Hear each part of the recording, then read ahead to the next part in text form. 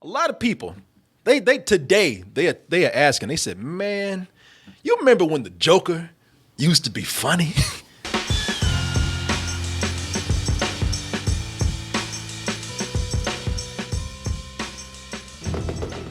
I have some bad news for you. Nice clothes for cheap. DTmerch.com. By the way, that's Canadian prices, so it's even cheaper if you're here in the States that you're looking at right there. Yeah, man. Oh, well, you didn't say that. Yeah, get that classic black tee. You can play around if you want to, but you're going to f around and miss these tickets for Double Toast in Los Angeles. Yeah, ain't nobody joking about that. It's just, I'm telling you, I'm not playing with y'all. You remember the Joker just used to, he'll pull a gun on you and put it to your head or something, but at least he'd make you laugh while he's threatening your life. Oh, yeah. You know, I mean, at least he always looked like he was having a good time. Looked like and it was infectious. Mm-hmm. He's about to blow my brains up, but boy, he lightens the mood. that's your boy Cesar Romero right there, man. You know, and Cesar Romero right here. I used to love that Joker because you want to talk about lighthearted Jokers. My man was all about the comedy. Oh yeah, yeah. You know, he he was so about the comedy. Even Alfred had to whoop that ass every now and then. There's no safe there. Pop that money. Put that goddamn gun down. And go sit over there. Think about what you did. I like when Alfred's like, "Come here, bitch. I see you." Alfred got the drop on him. Did you see that? Yeah. You know, look at my money like, "Bitch, who you think I am?" I'm surprised he didn't go, "Oh, it's down there." And he kick him in his face. Yeah. Yeah, don't you let this butler outfit fool your ass. I'll beat the shit out of you. Got the Joker on the run. You know what's funny about that scene right there where they run? It's nothing but like a den with one way in and one way out, but they stop and look around. Well, it's got to be dramatic, Martin. Like when Alfred, like the Joker, okay, he's never been there. Alfred knows Wayne Manor. He still runs to that spot and looks around like, did he take one of these other exits that actually aren't even exits here? Well, you know how over dramatic Batman was back then. Anytime somebody went to a room, they had to do this shit. Look up, look right. Hell, you know, shit. Batman sometimes went to go take a shit. Before he pulled his pants down, both these fools did it. Bitch, I see you. Why would he stop and look around? As Batman started to get darker. So did the Joker. Well, yeah, you know, as Batman started to get darker, sometimes even questioning Batman's own sanity, the Joker definitely had to get darker. Mm-hmm. You know, if Batman's crazy, then the Joker's out of his goddamn mind. As Batman became a little more crazy, the Joker became a little more psychotic, a little darker himself. Mm-hmm. And that's where we get to things like Heath Ledger with his Joker. That's, you know, he gave us the performance that took the Joker to its darkest and probably most psychotic level. Also, some people say this is where, you know, Joker he stopped playing games. Yeah. You know, he was, you know, ain't nobody around no more. Ain't nobody laughing. He said, no, you know, not only, hey, listen, I ain't about that goofy shit. I'm actually kind of smart. Why do you want to kill me? I don't want to kill you. You're garbage. You kills for money. Don't talk like one of them. You're not. Even if you'd like to be. Boy, he wants to fuck him so bad. Man, he's just got his psychological profile down. Yeah, he got Batman. You see the way Batman was like, damn, he's been reading my diary. Shit. You see a bit way Batman was sitting up there when he was breaking it down. Batman couldn't do nothing. Batman just was quiet. He like, yeah, oh yeah. No, you're right about that. Shit, Batman almost told him, you know, I really miss my father. Tell me more. There's been this bat-sized hole in my heart ever since my family was murdered. Yeah, he broke it down for Batman. You know, Batman couldn't say shit. He's like, God damn, he's right. Shit, he dropping some knowledge. he just stood up and started listening. Yeah, he's like, please tell me more. I can come back next week. That was good enough. You know, we don't need to get no darker right there. That was fine. Todd Phillips came in and said, "No, we can go a little darker. We got more. You know, it's not like you know, it's not like there's no more territory to discover. See, y'all got dark. I think we're ready to take this up a notch too. Disturbing. We haven't explored that territory yet, which has even been explored in some of the comics and even some of the animated features that they've had out there. But not in live action. Not to the point where the Joker creep people out. Now the Joker is just scaring the out of people. And that's where Todd Phillips comes in. He said, I can help with that. After all, Todd Phillips, he's no stranger to dark material, such as Hangover Part 2 and Part 3. I mean, he really is kind of messed up. Man, they had a dope dealing monkey. It was, man. Smoking monkey. A smoking, dope slanging monkey in there, man.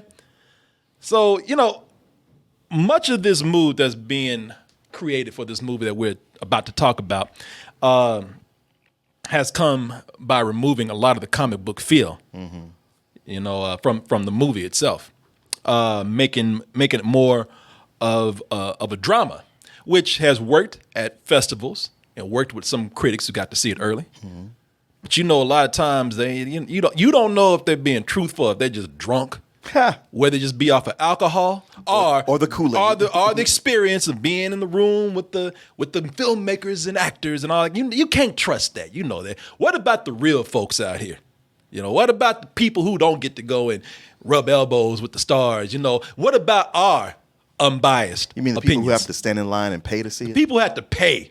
People who the media even says, now you even risking your lives to go see this movie because you never know when somebody's gonna go crazy.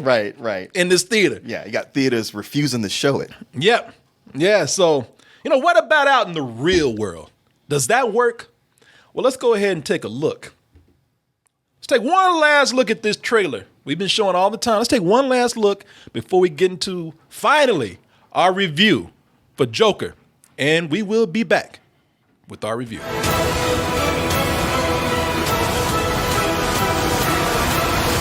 This Joker, this version actually has a name now.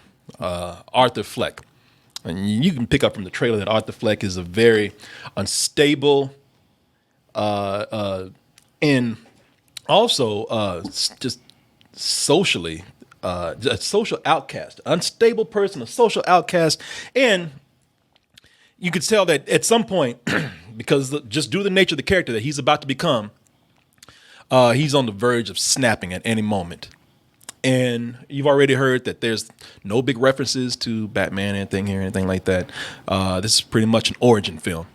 Now, with that said, the way I want to set this up is because I think you need to know, the first thing you need to know about this movie is that this movie about to go into wide release, it is coming in with a U-Haul of baggage.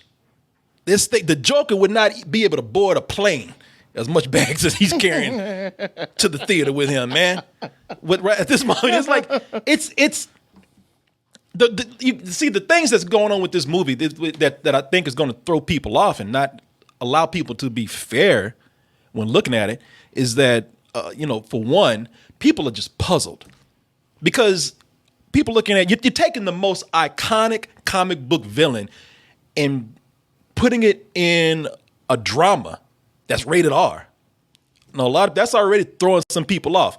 People, even people who know the character in the comic books. Yeah. The other thing is that it has to live up to this hype. There's already been the festivals that are out there. This thing, it was a big winner, the Golden Lion at the Venice Film Festival. So it's built up by these glowing reviews and all these awards. And now, the flip side is that it has to deal with the controversy now. Yeah.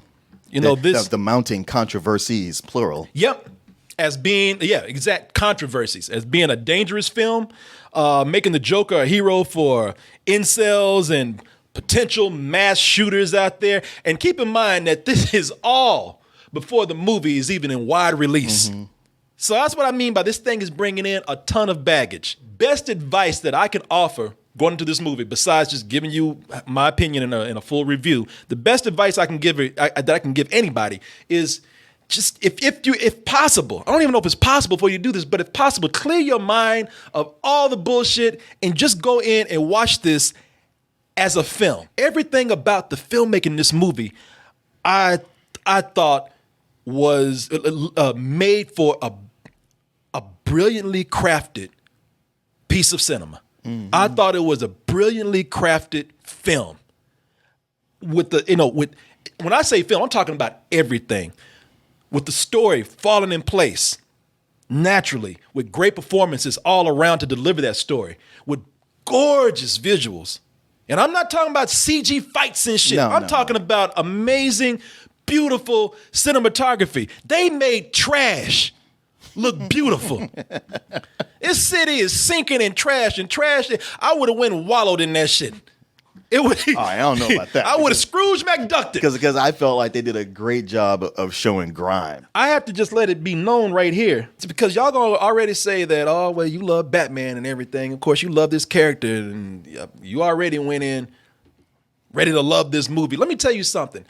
Let me put this on me so you can see me, so you can read my lips. I don't give a fuck about this being the Joker.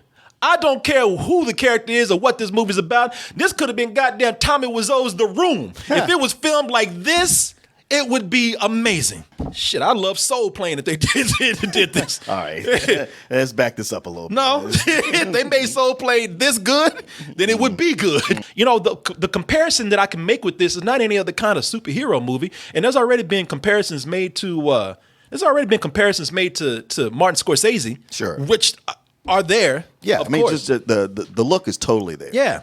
But the closest thing that I can think of as far as something of this material where I loved it that much is probably Requiem for a Dream. Oh, yeah. Requiem for a Dream has depressing material, but the energy behind this filmmaking makes for multiple viewings, because the filmmaking, while the movie and the subject matter was engrossing, might have been depressing, but it definitely pulled you in.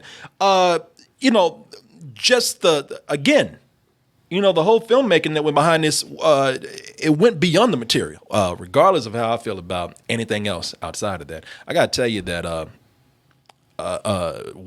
most people would agree that Joaquin Phoenix is amazing in this. He's really good. I mean, you can see his commitment by just him losing 50-some pounds for it. Yeah. Joaquin Phoenix he's taken an already frightening character and made them much scarier, much more frightening, much scarier, just by how much he has thrown himself and is consumed by this role. There are moments here in the movie where you're frightened of him, and there are moments where he'll look over his shoulder or he'll look at somebody and he's looking right at the camera. And at those moments, like me, I just froze. I just said, shit, that bitch looking at me. It's really funny how everybody's worried about this being the voice for the incel, him the ultimate incel, when in this movie, he gets the hottest chick in the whole thing. Well, there's that, and he's not an incel. No, well, let me say this. Look, at the beginning of the movie, because they're afraid that people are going to relate to this guy. Mm-hmm. And then just, somewhat similar what's happening in the movie. It's going to spread and people just going to lose their minds. At the beginning of this movie, this motherfucker is insane. Yeah. He's on 7 different medications. He's going to therapy, and everybody knows when he walks in like, shit, we can't help him. Yeah. Ain't no level of therapy can help that crazy right there. Mental patients would go see this movie and be like, damn, that motherfucker's crazy. I know. You know what? I think I'm going to get back on my medication. Shit, no. They's like, you know what? Shit, I'm going to do something in my life. The character is so insane that from the very first frame, mm-hmm. that if you actually relate to that character, then you are going to do something stupid regardless of this movie or not. Yeah. The incel issue here. I paid attention for that in particular because we talked about that for weeks, how we felt like that has nothing to do with what's going to happen in reality. It really doesn't. Media's been blowing that up. And y'all can rest easy on that because, listen, this whole incel issue, he's cool with women. And to go even further, this whole thing with potential mass shooters. Now, I'm not trying to say that I'm profiling or assuming that mass shooters are white people. We know that's not the case, but we do have the pattern today. So let me just for the sake of this movie, he's cool with people of color. Yeah. Yeah, I'll say he is. Most of his victims are white people in the film. You've seen him. You even saw it in the trailer. But most of the victims in here are not people of color and not women. This is a film where everybody's going crazy. Everybody's losing it because of everybody's losing in this movie because of income inequality. Gotham is rotting. The 1% rich people, they constantly talk about how they're not doing anything for the real people of Gotham. There's chaos because the whole city is boiling. It's like a clown version of Do the Right Thing or something. This is something about this is about poverty and also people who are too impoverished to get the proper care that they need.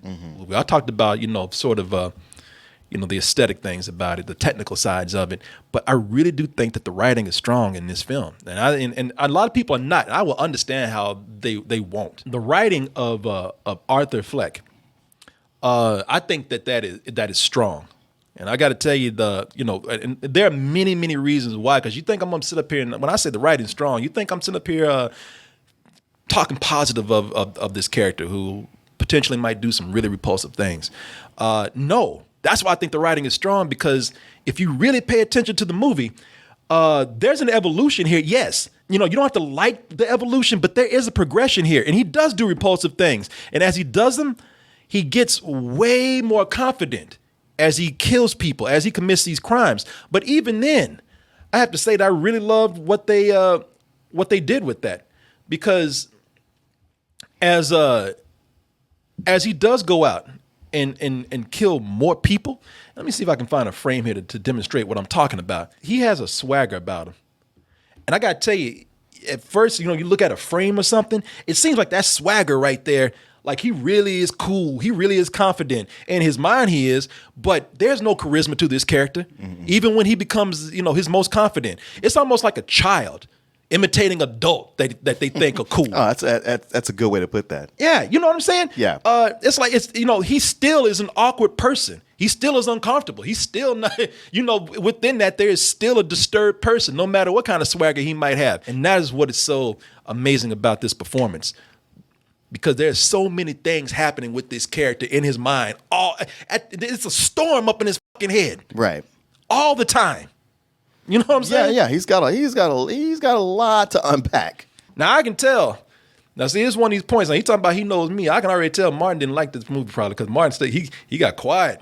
No, man. I mean, look, you're in love right now, and you're wallowing, and I'm just enjoying you enjoying this. Are you really? Yeah.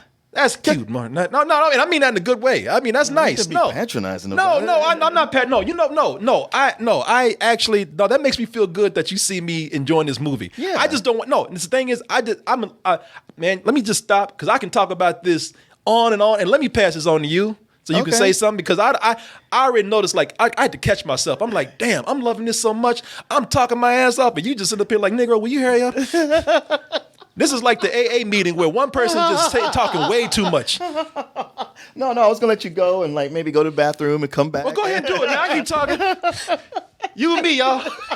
To think this is the director who did Old School and The Hangover. Yeah, it's great to see somebody you think of somebody, not that those movies were schlock, but sometimes you see a schlock director and they're going to direct something else. You're like, oh, great, what are they going to do? And you're like, well, give them a chance. You don't know what they know. So he clearly studied a lot or at least, just was like, hey, this is my chance to show this. And I was a little worried going in because every time we watched the trailer, you would get super hyped up. But I was like, this looks great, but it's not really, nothing's connecting to show me, give me an idea. You said to me one time, you even said, this is not the Joker. Yeah, I said, let's wait and see. Yeah, which I'm saying now. It's for the most part, it's not. It's Arthur Fleck, which is good because actually I'm pretty sick of the Joker. I've been so burnt out on. I mean, like Heath Ledger killed it for me. I mean, not killed. I mean, like he did the best job I've ever seen. And so everything after that is like, we got to keep treading the same Batman territory. So it's nice to get almost completely away from that. Yeah. And I mean, we between the we got hit with the Oscar talk and the Rotten Tomato scores and all this with the festival saying all this and everything, and I'm happy to see this for myself and to go, yes, this movie is absolutely the most overhyped movie of 2019. Nigga, I knew you weren't full of nobody. I was like, why you man, you got a whole thing where when you disagree, it's like, well, shit, I don't want to set this motherfucker off. Well, I want you to, because a lot of times I disagree with you, but you'll say some things, and as you're talking, I'll go like, oh, you know what? Yeah, something to consider. I didn't think about that.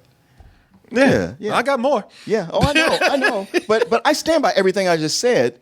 It's just that for all that with this movie, it's one of these movies that has all the ingredients of a great movie and yet manages to not be that great movie. Because for all the things that work filmmaking wise, the story editing and just the film editing cut the legs out from so much of it. I found myself watching this and admiring it from a visual standpoint, and yet not feeling much of anything for anybody. Arthur, I kept thinking, like, this first 30 minutes, I should really be sympathizing or at least feeling sorry for him. I kind of do. At the same time, I felt, man, fuck this dude. And I realized so much of it is that so many of the scenes, like so many ideas are piled into this. And yet they somehow edit and cut away before really developing. So it's a whole lot of great, not quite cooked all the way ideas leading up to where it goes. And it just had me like really wanting to, like, I feel like I'm sitting here and like, man, this feast is amazing. And yet they didn't use any salt. So I can't really say I'm enjoying it. Yeah, I see. There's one thing I disagree with you on, like this whole thing of not feeling anything for him. I think that's the point. Like, you're supposed to like feel sympathy for this character from a distance. Yeah, because from the like I said from the beginning, there's something wrong with this character. Mm-hmm. So I don't think they're trying to make you. I think they're trying to say, listen, out of human compassion, I feel for this guy. Yeah. But yeah, at the same time, no, I don't want to be in a room with this person. Yeah. And I get that. I tell you and for me the story flowed. It just flowed. I mean, you're talking about how they cut the editing here. I thought it was edited very well with things. The story, like I said, scenes. I see a lot. Editing to me is when you cut off something abruptly. I pay attention to editing because either they end on an expression, they end with the musical cue carrying you into something else, they end with a cross, like they end with a story detail crossing over into another. Then I misspoke. No, you didn't miss. What do you mean? Well, because those things are done fine, like okay, actual film editing. Mm-hmm. But I mean, as far as the scene story wise, they bring something up, and you're like, huh, this is curious. I want to know more about this. And it's like, well, too bad, because we're on to the next thing. It's a whole lot of that going on throughout the movie. Yeah, I didn't feel that. Yeah, I didn't feel that at all, because I even thought like I thought that I would really be I would be just kind of just. I don't want to sound like I'm arrogant, but I thought I was ready to go in and I say this cautiously. I was ready to go in and just kind of laugh at and roll my eyes at the Batman parts, because I thought they were going to try. And you didn't? No. I thought that they actually made that. I thought there were parts of it that I thought didn't work, and in the beginning I was doing that, and after a certain point I thought that, all right, you know what? They carried that through to a place that works for me. Oh, I know what you're talking about, because they introduced Thomas Wayne as a part of this early on, but I was like, they rolled him in like he's a character in any other movie, and I dug that. It's like they try to stay completely away, not completely, but for the most part, away from Batman. It's just later when they decide, okay, now we're going to make the actual undeniable connection. That's when I rolled my eyes. I was like, oh, we got to do this again. Okay. Yeah, I liked how they did it, because for one, they bring in Brett Cullen as Thomas Wayne, and when they bring him in, they do something where they don't try to make him look like the noble Thomas Wayne. No, the guy's kind of an asshole. The guy's and I thought that they were going to take it to a level of him being an asshole someplace where I said, man, if you do this really does bring this movie down horribly, and he really didn't do that for me. Actually, what they did, like I said, if you just try to introduce a scene just as fan service, or to just try to do a wink at the people who you feel are not gonna like it unless you put this in, then to me that I don't like that. If you actually weave it into the story well, which I thought they did, they made it a part of the bigger picture that was happening. And I said, all right, I can deal with this because everything was a lead up to this. He set up plot points to go to what we know with these characters, and that I liked very much. Now I will say that when you talk about there was some things that they could have expanded on, I will agree that like some of the other characters were kind of there to just serve the story of Arthur Fleck, you know, and still I think they did it well. You had talented actors in here who didn't do too much, like Zazie Beetz. She's good in her small parts, but you don't see very much of her. She's not in there that much. But once you see what's happening with her story, it kind of makes sense. I wish I could have seen her more. They put people in like Mark Maron. Mark Maron is not in here. He's a cameo. Yeah. Pretty much.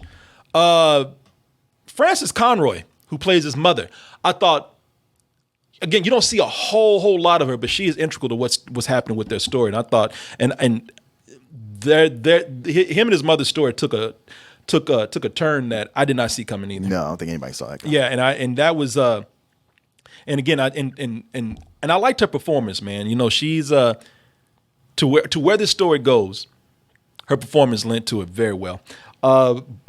Somebody who wasn't in there very much, but I thought, man, you blew up. You set this shit on fire for the look. You came in. It's almost like you.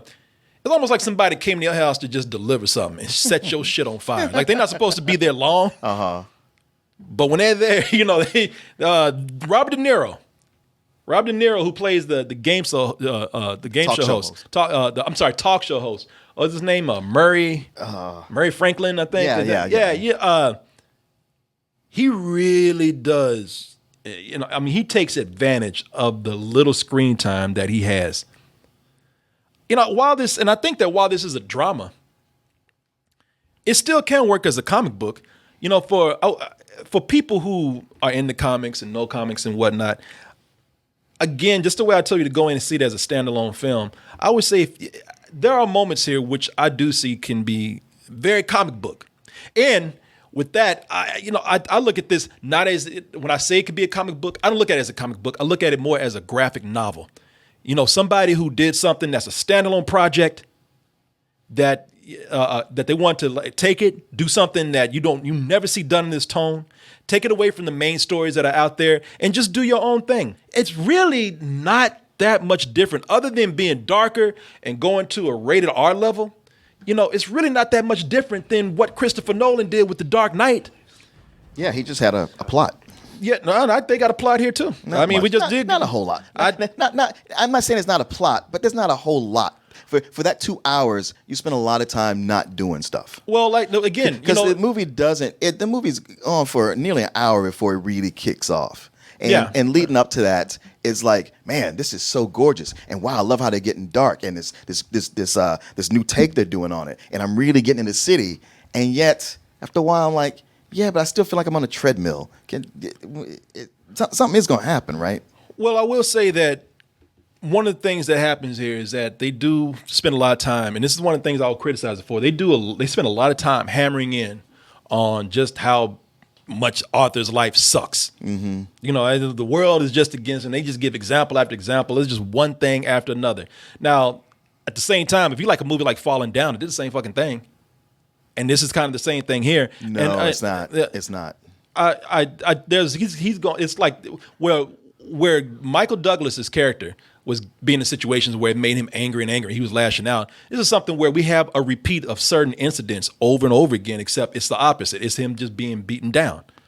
Yeah, but Falling Down was going through LA, different scenarios, and each one escalating and escalating and escalating. And with Arthur's situation, he's sort of in the same tight circle where the same thing keeps happening to him over and over. I disagree. I think that. That was a big problem I had with this. I never felt that sense of the tension getting tighter and it escalating. It was just more and more and more and more. Yeah, I can see that. I mean, it didn't work for you, but it definitely worked for me where it was one incident after another pushing him closer to the edge. That's why this is not a complicated plot. It's more of a character study. To me, this is what films should do. This is movies to me. This is filmmaking to me. And I want to address the violence with this too, because a lot of people are scared about the violence. Yeah, for everybody who's scared, like, I don't know, man, it's going to be so violent. It's not. Listen, this is more of a tense mood. There's not a whole lot of violence. There's increasingly more violence, and it gets more graphic as it goes along. But it's very, I can count about 3 different violent scenes in here. And some of that will be controversial to people. There's one scene that is especially graphic and very horrific. But to those people that will stop to criticize this movie for that, I have this to say in defense of this movie. Had this been any other director who was a critical darling, the issue, regardless of what you think about the film outside of this point, but the issue of violence here, and not to pick on any director here, like if I say Quentin Tarantino, I'm not sitting up here criticizing Quentin Tarantino and saying Quentin Tarantino is a bad director, and obviously not. I think he's one of the, he's a genius director. But his least violent movie is more violent than this. If you watch Once Upon a Time in Hollywood, listen, in that movie, it's his least violent movie. But when we get to the end, a little bit of a spoiler here. One of the characters takes a young girl's face and graphically smashes it into a wall. Mm-hmm. They burn another girl alive, and the crowd is fucking laughing at it. Meanwhile, this movie comes along and shows you violence that makes you say, well, I'm repulsed by this. Right. Well, motherfucker, you should be. That's what it's there for. Exactly. It's something that comes along and makes you feel like you should feel about violence, and you're going to criticize it for that. I guarantee you, had Quentin Tarantino done this, had his name on this, people would be... Yeah, exact same film. Changed nothing. Nothing. Just put Quentin Tarantino's, 11th movie, Joker. Yeah. People would have said Tarantino's genius revisionist story of an iconic villain. Uh-huh. I know what they reimagining. Right. As only Tarantino this can. Time the stakes are much higher. Yeah. Get out of here with that. I don't even want to hear that. No. Okay, now we can agree on something right here, right? Yeah. For a movie that starts out, at least for this character, somewhat grounded, it does get it gets a little crazy at the end. I mean, it gets Come on, explosive. even you got to admit that. When I say crazy, I liked it. I liked what it did at the end there, but it does start to feel like more of it gets that blockbuster feel, where beforehand it was a quieter film that might catch some people off guard. But as I said, man, I enjoyed it. I really, when I say I'm a story person, I thought that this was the way this was told. Maybe it's not the best script out there, but the way that this story was delivered, I thought it was. I enjoyed it. Of course, some people, and this is going to be mostly the cinephiles and the movie snobs out there, y'all are going to be quick to say, well, he ain't doing nothing but ripping off Scorsese. He just sucking Scorsese's dick. And I felt like it wasn't. It had really? it had the look and everything. Yeah. But beyond that, I didn't feel like he was ripping off Scorsese so much. Well, some people say rip off. Some people say borrowed. Some people say homaged. But, it's clearly the themes of... How is there anything left after Quentin Tarantino already raided the vault? I didn't want to mess with him. I already talked shit. I was already on his ass. And I already messed with him. But, again, that's a guy that made a career off of stealing shit from other places. A lot of directors do that. We talked about that the other day. Brian De Palma wants to be Hitchcock. Yeah. Speaking of Tarantino, Guy Ritchie wants to be Tarantino. He got a movie out right now. That looks like it was going back to the days when he was ripping off Tarantino. Okay. Yeah. Same old shit. I mean, it looks good. I mean, if anybody gonna rip off, let me tell Steal from the best. Steal from the best. Let me tell you something about why it worked for Guy Ritchie. Because while it was clear and it was blatant, Guy Ritchie made it entertaining and he did it well. And he had his own style to it. And he's got his certain things that he does. Yeah. So when you watch this, clearly the themes of Kings of Comedy and Taxi Driver are there. Yeah. But my thing is, borrow, steal, whatever you got to do. But when you present it, just do it well. Yeah, that's all. You can steal all everybody steals. Do it well. I am. Let me hear your rating. You're my rating. Yeah, because I don't want to hit you too hard with mine. Oh, I know what yours is. What is it? It's clearly a full price. I was leaning on Better Than Sex, Martin. Yeah, yeah. But you were able to point out some things, and you know it's not a perfect movie. We'll see. I felt watching this movie like it was like somebody who I know to be a good comedian was telling a joke, and I was like, man, but he took so long with the setup that by the time we got to the punchline, it's like, yeah, that punchline just didn't meet up to like you blew it by taking so long to get there, and that punchline's not all that great to begin with, and that's how this was. I didn't think necessarily it was bad, but it was just so much there to make it good. I mean, I give it an enthusiastic matinee. Yeah, I'm Nah, shut up. What you are, you full of shit. It's a high full price. I'm about to put the penis in. I almost go to better than sex. I'm really teetering between the two. Now just because I put some cons in there doesn't mean that it can't transcend that for me. Sure. I can see those cons for other people. I'm going all the way. Go for it. I'm going in. Let me get consent first. Can I stick it in, Joe? Let me make sure. Can I? Yeah, man. I'm going bareback. Yeah, this is the cinematic equivalent of a better than sex for me. I don't. Seeing movies with the caretaking into the filmmaking is so rare on this level. I really applaud the studios especially DC, man, and Warner Brothers. I really applaud them for going out there and letting this happen, because to come from trying to be like somebody else, to blatantly ripping off somebody else, to saying, now you know what, we fucked that up royally. Now I'm so glad y'all fucked up. Yeah, that sometimes you have to lose spectacularly to start over and try something new. Yeah. I'm so glad y'all fucked that universe up. I usually don't like to wish bad things on people, but I'm glad y'all fell on your ass. Thanks for watching, everybody. Really appreciate that. You make me feel so loved. Hey, why don't you love me some more? Hit that subscribe button, get notifications, and if you really love us, check out our main site, doubletoasted.com. Over there, you'll find the long version of this video, along with many others, uncut, uncensored, and you'll also see the live streams that we do almost every night of the week. Support us at dtmerch.com, and remember to always stay toasted.